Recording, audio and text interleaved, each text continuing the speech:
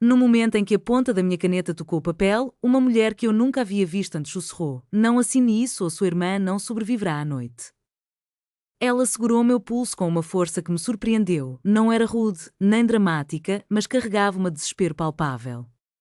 Confusa, levantei os olhos, meu coração acelerado enquanto a tinta preta pairava sobre a linha da assinatura. Ao nosso redor, a UTI zumbia com o som suave das máquinas e do ar filtrado, a vida medida em bips e números. Do outro lado da cama da minha irmã, Vítor, seu marido, estava paralisado, a expressão dele oscilando entre o choque e a irritação. Eu sabia que aquele seria o momento mais difícil da minha vida. Havia dirigido por 6 horas até El Paso, acreditando que estava indo para me despedir. Lilian estava imóvel sob lençóis brancos finos, um tubo de respiração cuidadosamente colado à sua boca. Seu peito subia e descia em um ritmo perfeito, quase ensaiado demais. A enfermeira, antes, havia dito que ela estava morta em todos os sentidos que importavam. Um AVC massivo, nenhuma função cerebral significativa, nenhuma chance de recuperação. O que restava era apenas a papelada. Vítor, após 22 anos de casamento, organizou os documentos com precisão na mesa de cabeceira. Autorização para o fim da vida, cuidados, conforto, transição. Ele falava suavemente enquanto explicava, a voz firme e quase tranquilizadora. Ela não gostaria de viver assim, disse ele. Você sabe disso. Eu realmente conhecia minha irmã. Ou pelo menos achava que conhecia. Sabia que ela detestava hospitais. Sabia que acreditava na dignidade. Sabia que confiava em Vítor com sua vida. Foi por isso que peguei a caneta até o sussurro interromper o momento. Por favor, a mulher disse novamente, sua voz quase inaudível.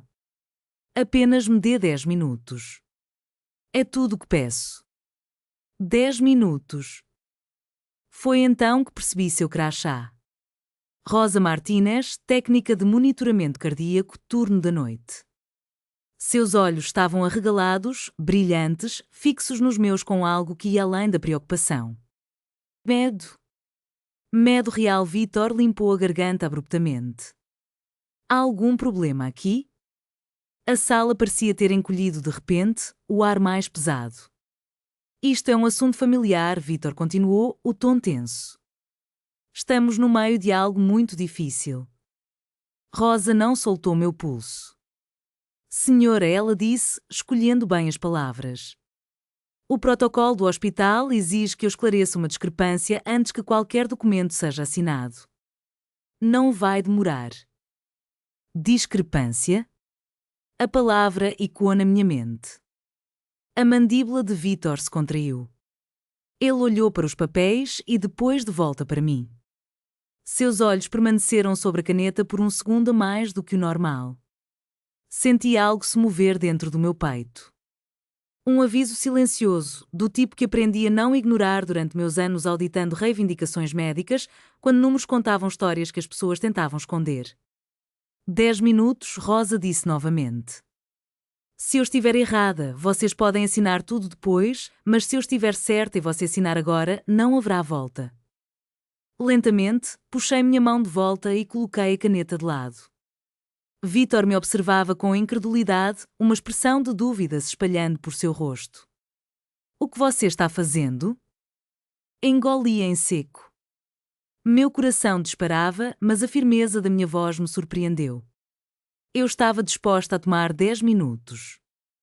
Naquele momento, eu não sabia que aqueles 10 minutos revelariam um crime, desvendariam um casamento e mudariam o destino de 2 vidas para sempre. Tudo que eu percebia era que uma estranha havia parado minha mão. E, de algum modo, eu confiava nela. 4 dias antes, meu telefone tocou logo ao amanhecer. Era Vítor. Sua voz estava tensa, mas controlada, como se estivesse lendo um roteiro que ensaiou a noite toda. Ele me contou que minha irmã havia desmaiado enquanto dormia, que encontrara caída no chão do quarto ao ir acordá-la. Os paramédicos chegaram rapidamente, mas não havia nada que pudessem fazer, exceto mantê-la viva por meio de máquinas. Um AVC massivo, disse ele. Repentino. Sem sinais de aviso. Os médicos não eram otimistas. Lembro-me de estar na cozinha em Santa Teresa, olhando para o café que acabara de servir, assistindo ao vapor subir enquanto ele falava. Era estranho perceber que ele não parou para chorar. Nem uma vez. Ele se comunicava em frases completas, claras e eficientes, como se estivesse me informando sobre um negócio que havia dado errado. Contou-me qual hospital, a hora em que ela chegara e o que o neurologista dissera sobre a falta de função cerebral significativa. E então, sem respirar, ele disse algo que não soou bem. Lilian não gostaria de viver assim. Marta, devemos nos preparar. Preparar? Parecia cedo demais. Muito cedo. Pedi para falar com um médico. Ele disse que o me ligaria mais tarde. Perguntei se Lilian havia dito algo antes de desmaiar. Ele respondeu que não, ela estava dormindo tranquilamente. Então, mencionou a papelada. Só para você não ser pega de surpresa quando chegar. Eles podem pedir sua ajuda com algumas decisões. Você é a irmã dela. Questões de família. Foi nesse momento que meu estômago se apertou. Após desligarmos, sentei-me à mesa da cozinha por um longo tempo, repetindo a conversa em minha mente. Tentei-me convencer de que estava exagerando, que o luto se manifestava de diferentes maneiras, que Vítor provavelmente estava em choque. Mas havia algo de muito limpo, muito organizado na forma como ele falava. Arrumei uma pequena mala e dirigi em direção ao oeste, com o deserto se estendendo infinitamente em ambos os lados da estrada. À medida que os quilômetros passavam, lembranças de Lilian surgiam sem aviso. Sua risada alta e repentina. O jeito como ela cantava baixinho enquanto cozinhava. A mensagem que me enviara apenas 2 noites antes da ligação: precisamos conversar quando você tiver tempo. Estou pensando em fazer algumas mudanças. Sem contexto, sem explicação, apenas isso. Quando cheguei à casa deles em El Paso naquela noite, Vítor não estava lá. O lugar tinha um ar de encenação, como uma casa modelo. Cada superfície estava impecável. Não havia sinais de pânico, nenhum móvel virado, nenhum vidro quebrado, apenas um leve cheiro químico pairava no quarto principal e que eu não consegui identificar. Instintivamente, fui até a mesa de cabeceira dela. O telefone dela não estava lá. Vítor disse que a polícia o havia levado. Naquela noite no hospital, ele me abraçou quando cheguei, seus braços estavam rígidos, seu peito mal se movia. Ele me conduziu diretamente para a UTI, falando incessantemente sobre médicos, prognósticos e sobre a força que Lilian sempre teve. Em nenhum momento ele se preocupou em saber como eu estava lidando com tudo aquilo. E quando me encontrei ao lado da cama dela pela primeira vez, observando as máquinas que respiravam por ela, percebi algo inquietante. Lilian não parecia alguém que estivesse lutando pela vida, ela parecia mais uma pessoa que fora cuidadosamente colocada para dormir. Tentei-me convencer de que isso não significava nada, mas 4 dias depois, ali na UTI, com uma caneta na mão e um estranho sussurrando para que eu parasse, cada palavra daquela ligação voltou a me assombrar com um novo peso. Algumas chamadas mudam nossas vidas pelo que é dito. Outras, pela forma como é dito. E eu começava a perceber qual era a minha. Os 2 dias seguintes passaram em uma estranha névoa suspensa, como se o próprio tempo tivesse desacelerado dentro da UTI. Médicos entravam e saíam, sempre educados e calmos.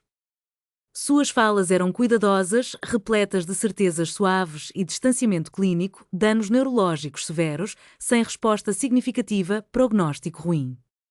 Mas toda vez que eu pedia para ver detalhes das imagens ou dos relatórios de EEG, me diziam que estavam sendo revisados ou que o médico responsável explicaria mais tarde. Esse mais tarde nunca chegava. O que chegava repetidamente era Vítor. Ele sempre estava presente quando os médicos examinavam Lilian, sempre próximo da cama, uma mão descansando na grade, como se apropriasse daquele espaço. Ele respondia perguntas antes que qualquer um pudesse. Ele completava frases que não eram suas para terminar. Quando o neurologista perguntou se Lilian tinha algum sintoma prévio, Vítor respondeu imediatamente. Sem dores de cabeça, sem tontura, perfeitamente saudável.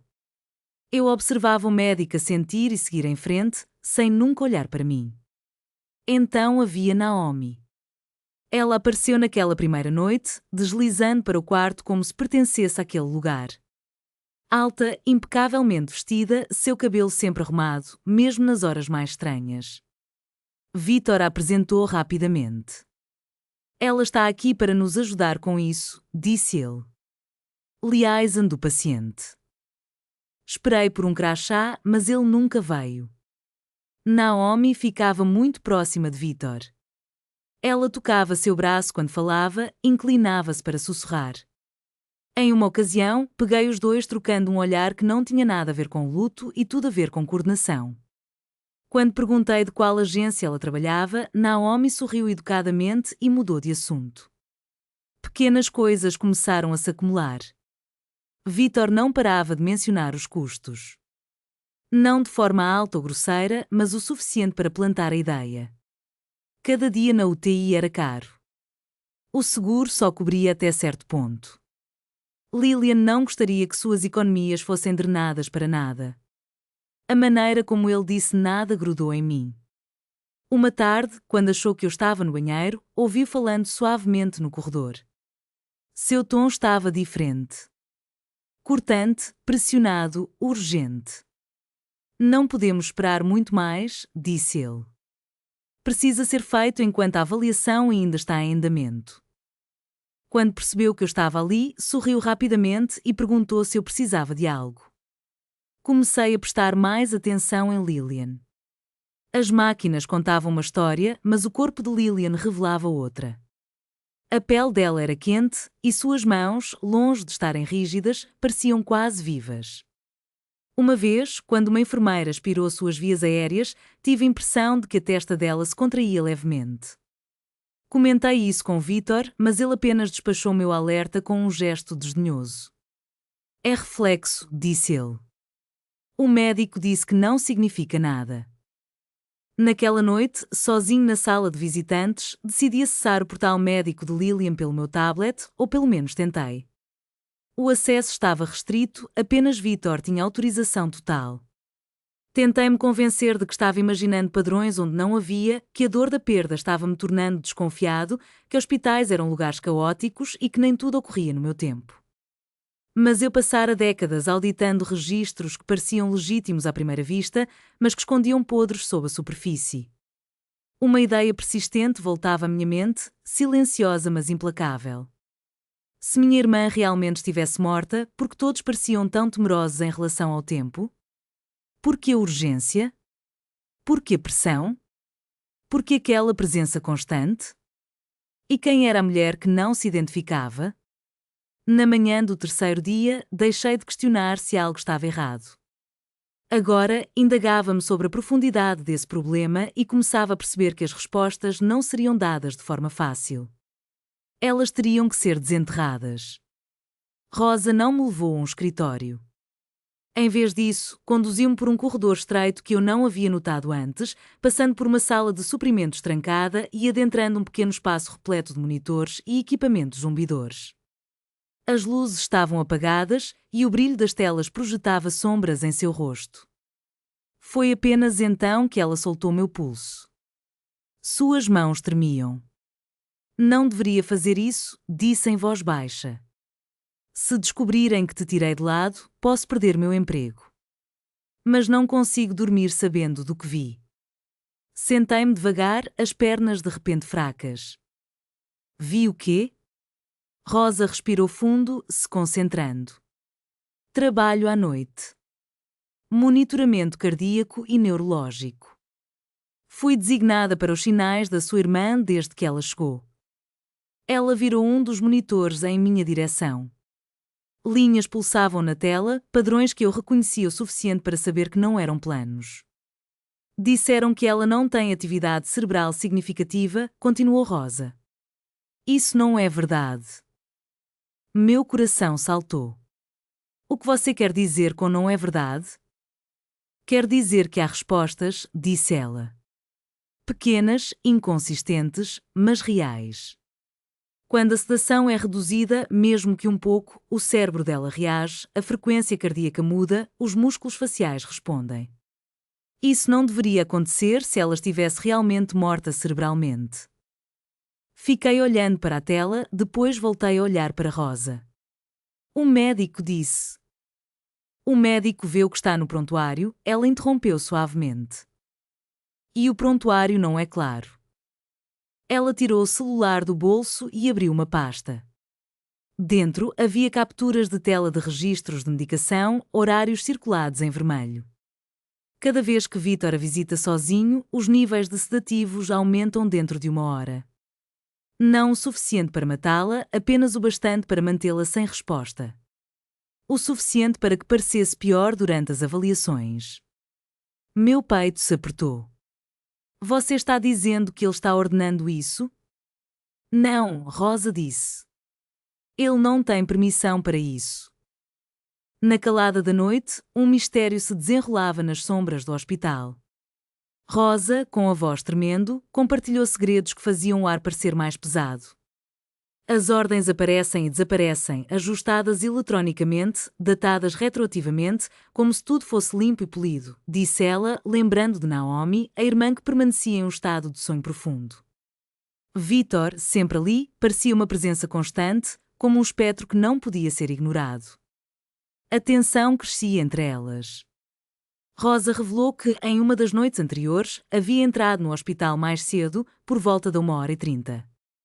Vi Vítor e aquela mulher no quarto da sua irmã, disse, referindo-se a Naomi. O coração de quem escutava disparou. A porta estava fechada. Isso não é permitido, continuou Rosa, a voz quase um sussurro. Quando entrei, percebi que a bomba de infusão tinha sido trocada. O soro não combinava com o que eu havia configurado antes. A angustiante revelação se arrastava como um pesadelo. Rosa havia feito perguntas, mas Vítor apenas sorriu, como se possuísse todos os segredos do mundo. Naomi estava na porta, como se tentasse bloquear o acesso. Rosa engoliu em seco ao lembrar. Depois que eles saíram, eu verifiquei o soro. A concentração estava errada. Ela mostrou fotos, imagens nítidas do rótulo da IV e de Vítor inclinado sobre a bomba, com Naomi vigiando como uma sentinela. Eu copiei tudo, confessou Rosa, a determinação em sua voz misturada ao medo. Tinha medo que apagassem tudo. Senti um frio na espinha. Por que me contar isso? A pergunta ecoou entre as duas. Por que não ir à polícia? As lágrimas começaram a brilhar nos olhos de Rosa. Porque sem sua assinatura não podem seguir em frente. Sem isso, ela ainda está protegida. Mas uma vez que você assina, tudo que estão fazendo se torna legal. As palavras dela penetraram profundamente, como se um raio tivesse iluminado a escuridão. Eles estão esperando por mim, disse Rosa, e a verdade se instalou. Rosa explicou que precisavam da documentação para dar a aparência de compaixão, enquanto eu sentia a lógica da situação se solidificando em minha mente. Se o que Rosa dizia era verdade, minha irmã não estava morrendo. Ela estava sendo mantida em um estado de torpor e alguém contava com a minha dor para finalizar o que começaram. Quanto tempo temos? Perguntei, a urgência crescendo a cada instante. Rosa olhou rapidamente para o relógio. Talvez minutos, talvez menos.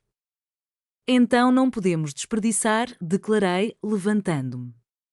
O olhar de Rosa refletia surpresa e apreensão. O que você vai fazer? Eu encarei, um novo tipo de determinação brotando dentro de mim. Vou fazer com que eles acreditem que estão prestes a vencer. E enquanto eles estiverem de olho na caneta, nós vamos expor a verdade que achavam que ninguém veria. Rosa se movia com urgência silenciosa em direção à estação de monitoramento, enquanto eu permanecia sentado por um momento, tentando controlar a respiração. O pânico poderia arruinar tudo, a dor obscureceria meu julgamento. Precisava de clareza, não de emoção. Então, segui o que sempre fiz quando algo não fazia sentido, segui o dinheiro. Vítor sempre viveu de maneira confortável, não ostentando, mas sua vida era marcada por uma calma controlada. A casa em El Paso se erguia sobre uma colina com vista para as luzes da cidade. Os carros eram novos, práticos e as férias meticulosamente planejadas e fotografadas. Para qualquer um do lado de fora, ele parecia bem-sucedido. Mas sucesso deixa rastros, assim como a desesperança. Enquanto Vítor e Naomi aguardavam do lado de fora do quarto da minha irmã, acreditando que eu ainda estava presa nas formalidades do hospital, abri meu laptop na sala de visitantes e me conectei aos sistemas que ainda tinha acesso. A aposentadoria havia-me afastado do mercado de trabalho, mas não apagou 4 décadas de experiência em saber onde procurar. Os registros públicos eram suficientes. Os arquivos de propriedade mostraram que Vítor havia refinanciado recentemente 2 edifícios comerciais. Ambos os projetos estavam atrasados. Ambos tinham ONUs pendentes. Um deles já estava em default. Um aperto no estômago se instalou em mim. Em seguida, verifiquei o seguro. Lillian sempre foi cautelosa com dinheiro. Conservadora. Certa vez, ela brincou que seguro era para pessoas que planejavam viver o suficiente para se arrepender de não tê-lo. Há 5 anos, ela havia feito uma apólice de seguro de vida. Lembro-me disso. O que não lembrava era da atualização. 6 meses antes, a apólice tinha sido alterada. O valor aumentou para 4,2 milhões de dólares. O único beneficiário listado era Vítor. Sem contingências, sem nomes secundários, sem irmã. Fiquei olhando para a tela até que as palavras ficaram embaçadas. 6 meses. Foi exatamente nesse período que Lillian mencionou estar se sentindo inquieta. Na mesma época em que me perguntou sobre planejamento sucessório durante uma de nossas ligações. A mesma época em que disse que queria apoiar causas que eram importantes para ela. Silenciosamente, sem que Vítor tornasse isso público, minhas mãos tremiam enquanto eu fechava o laptop. Nunca se tratou de misericórdia. Era sobre timing. Pensei na forma como Vítor falava sobre custos, sobre não esgotar o patrimônio dela, sobre dignidade. Pensei na confiança de Naomi, sua familiaridade com a linguagem legal, a maneira como observava tudo como um tabuleiro de xadrez. Naomi não era uma mediadora paciente. Ela era estratégia. Como se convocados por esse pensamento, ouvi suas vozes e quando pelo corredor, suaves a princípio, depois mais agudas à medida que se aproximavam. Isso já durou tempo demais, disse Vítor. Ela já deveria ter assinado até agora. Naomi respondeu em um tom baixo. Mantenha a calma. A pressão faz cometer erros. Precisamos apenas da cooperação dela. Cooperação, não consentimento. Apertei-me ainda mais na cadeira, ouvindo. Uma vez que os papéis forem assinados, continua Naomi, o resto é automático. Ninguém questiona o cuidado paliativo. É projetado para acabar de forma silenciosa. Vítor exalou.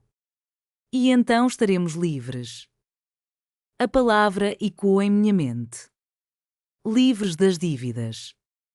Livres das consequências. Livres da minha irmã.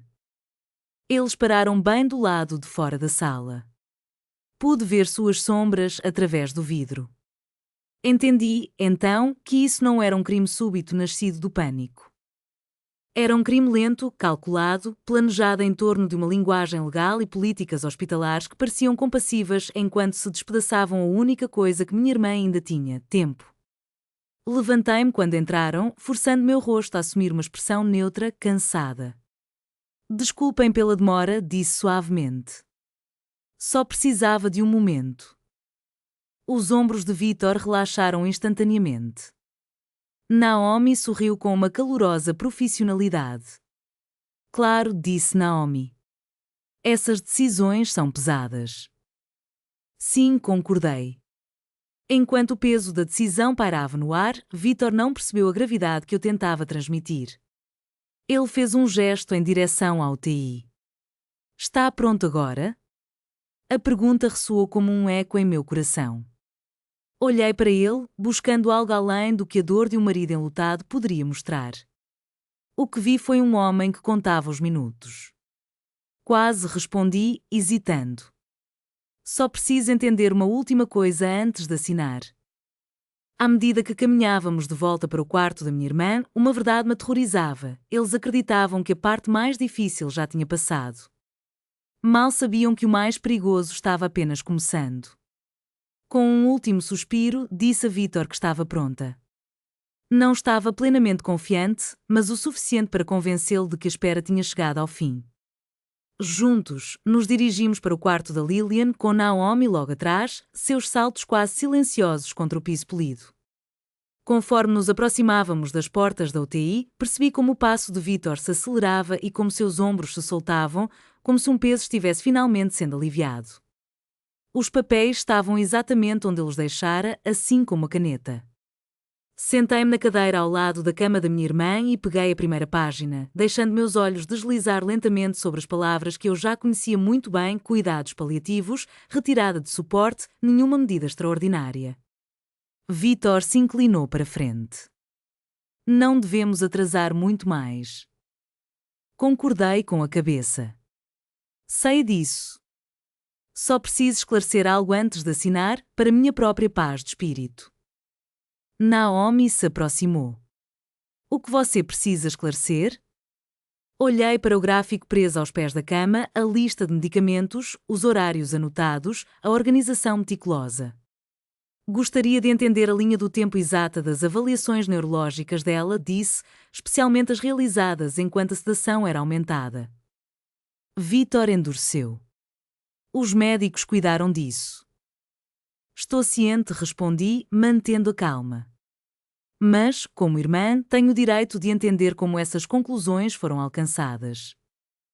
Naomi sorriu, mas seus olhos se tornaram frios. Este não é o momento para uma auditoria. Foi então que a voz de Rose soou levemente pelo intercomunicador na estação de enfermagem do corredor. Código consulta na UTI 3. A cabeça de Vítor se virou rapidamente em direção ao som. O que é isso?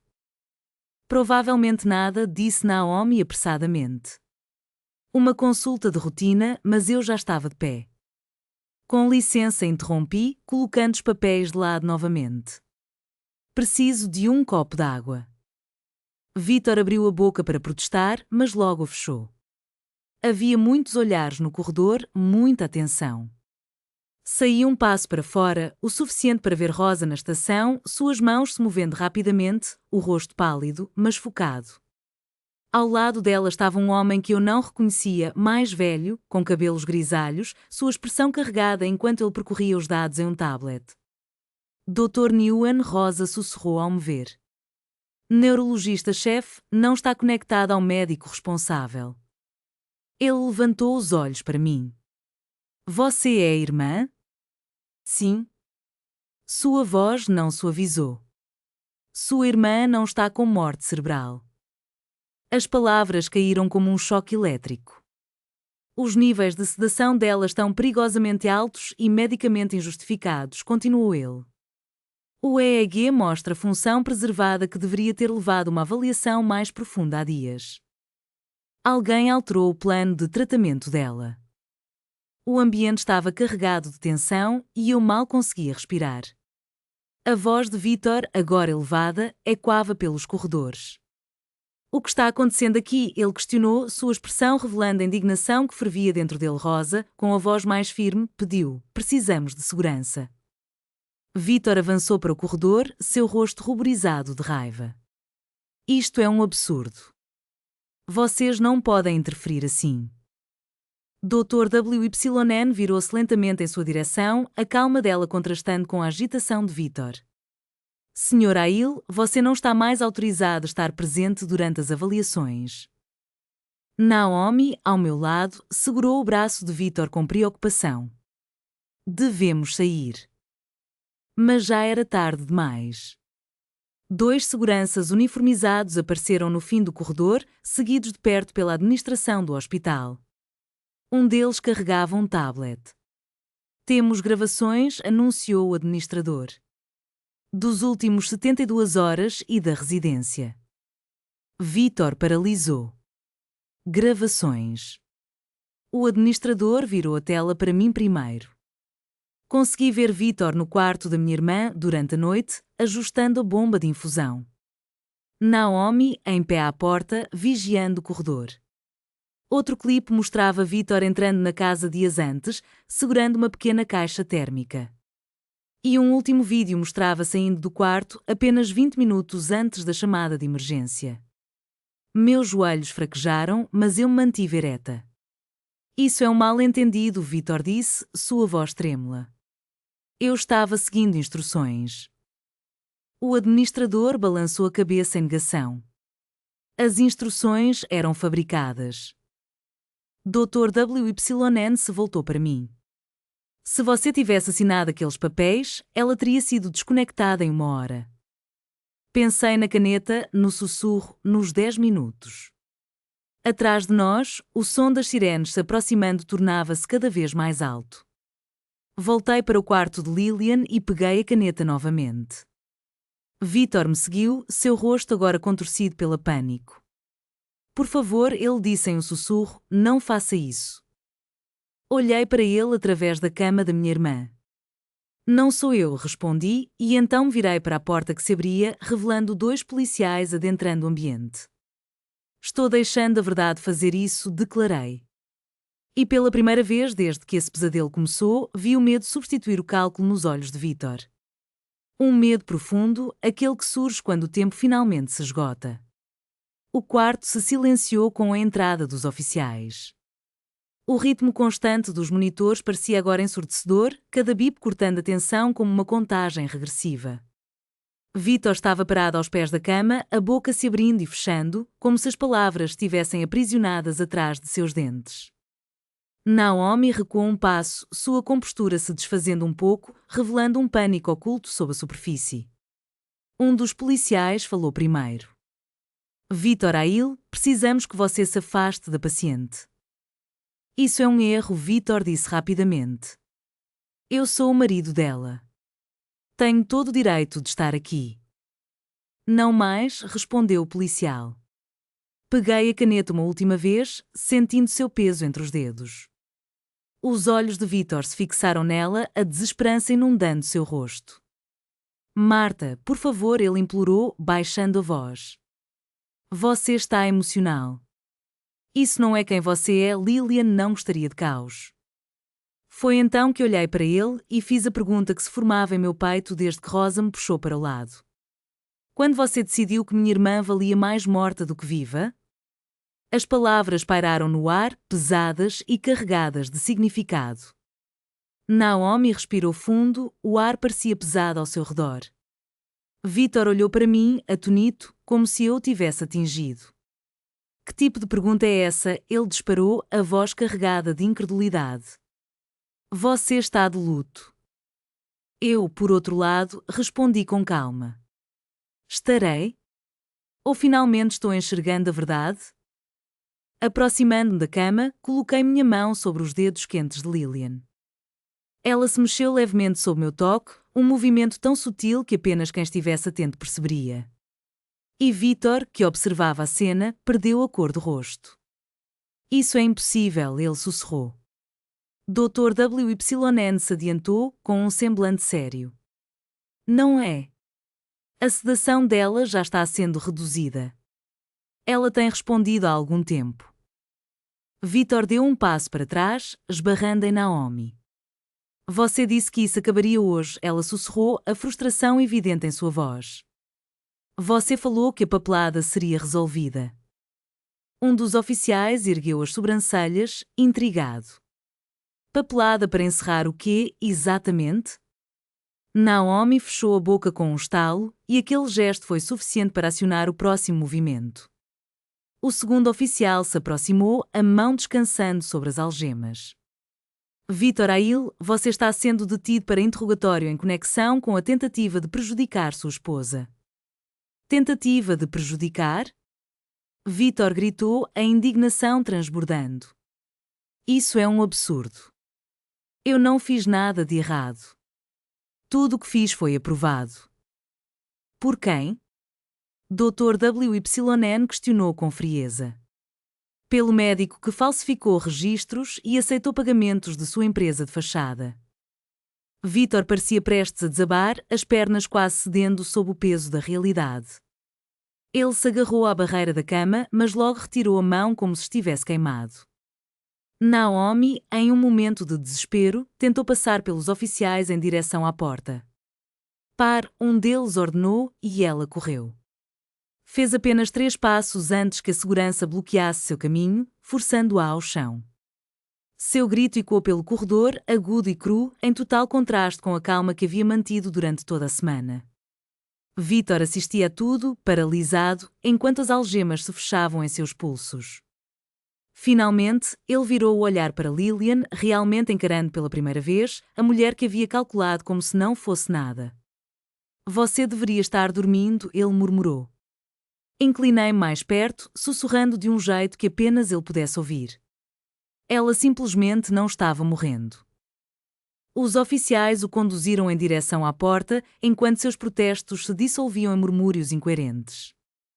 Naomi seguiu atrás, agora em lágrimas, o rímel escorrendo por seu rosto. Quando a porta se fechou atrás deles, o ambiente da sala mudou, como se algo tóxico tivesse finalmente sido removido, deixando um ar mais leve. Dr. WYN se voltou para mim. Estamos transferindo sua irmã para uma unidade segura.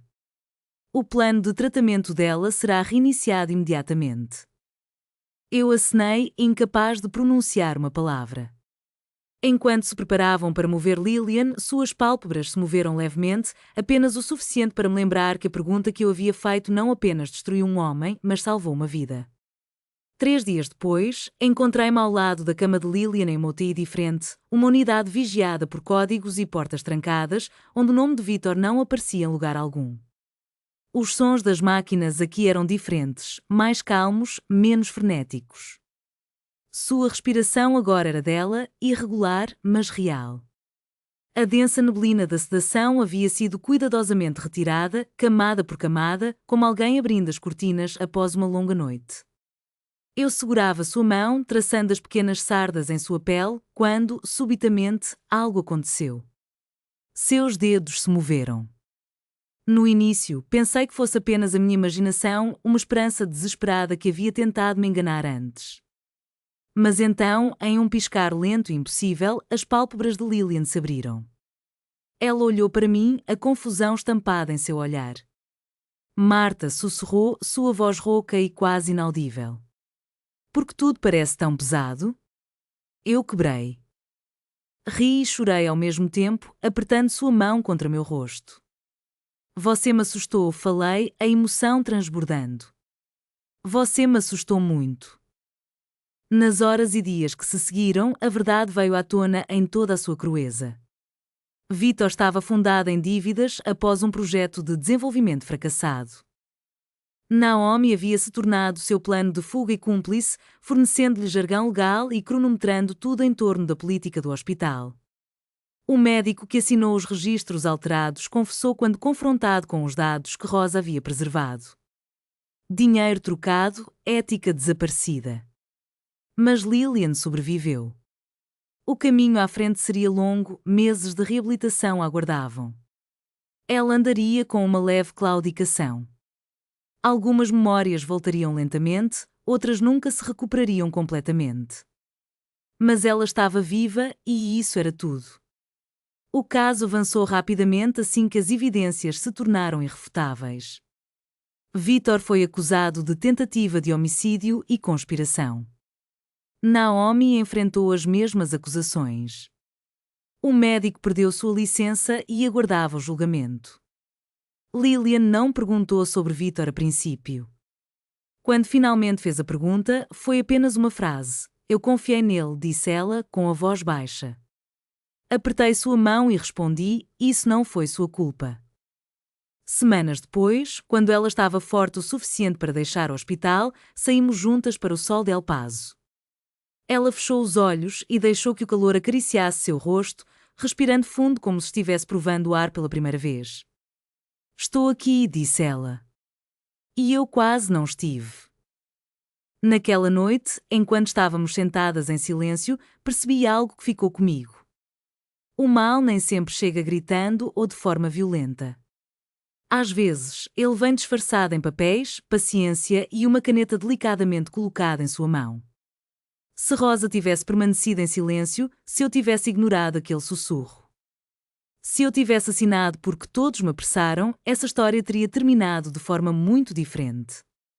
Em vez disso, tornou-se um lembrete.